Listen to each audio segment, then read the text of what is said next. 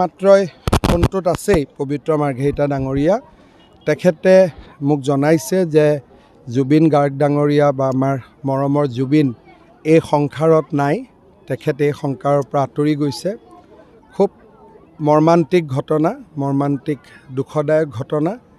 আজি আমি বিজেপি দলে আজি গধূলিও আমি নিৰ্বাচনী প্ৰচাৰ নকৰোঁ। মই এতিয়া খালি গুমাত গৈ মানুহখিনিক নমস্কাৰ কৰি মই গুৱাহাটীলৈ তুৰন্ত উভতি যাম।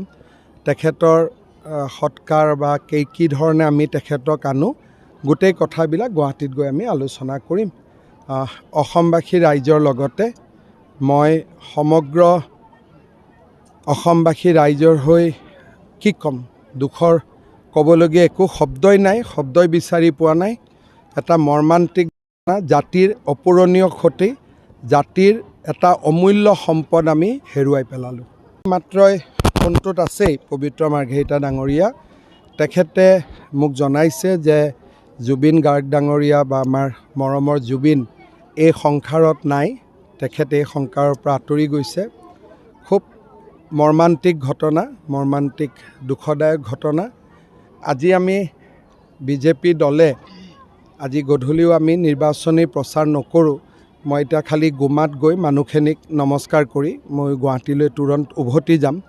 তেখেতৰ সৎকাৰ বা কি ধৰণে আমি তেখেতক আনো গোটেই কথাবিলাক গুৱাহাটীত গৈ আমি আলোচনা কৰিম। অসমবাসী ৰাইজৰ লগতে মই সমগ্ৰ অসমবাসী ৰাইজৰ হৈ কি ক'ম, দুখৰ ক'বলগীয়া একো শব্দই নাই, শব্দই বিচাৰি পোৱা নাই। এটা মৰ্মান্তিক ঘটনা, জাতিৰ অপূৰণীয় ক্ষতি, জাতিৰ এটা অমূল্য সম্পদ আমি হেৰুৱাই পেলালোঁ। মাত্ৰই ফোনটোত আছেই পবিত্ৰ মাৰ্ঘেৰিটা ডাঙৰীয়া তেখেতে মোক জনাইছে যে জুবিন গাৰ্গ ডাঙৰীয়া বা আমাৰ মৰমৰ জুবিন এই সংসাৰত নাই। তেখেতে এই সংসাৰৰ পৰা আঁতৰি গৈছে।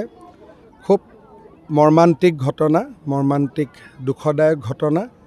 আজি আমি বিজেপি দলে আজি গধূলিও আমি নিৰ্বাচনী প্ৰচাৰ নকৰোঁ। মই এতিয়া খালি গুমাত গৈ মানুহখিনিক নমস্কাৰ কৰি মই গুৱাহাটীলৈ তুৰন্ত উভতি যাম।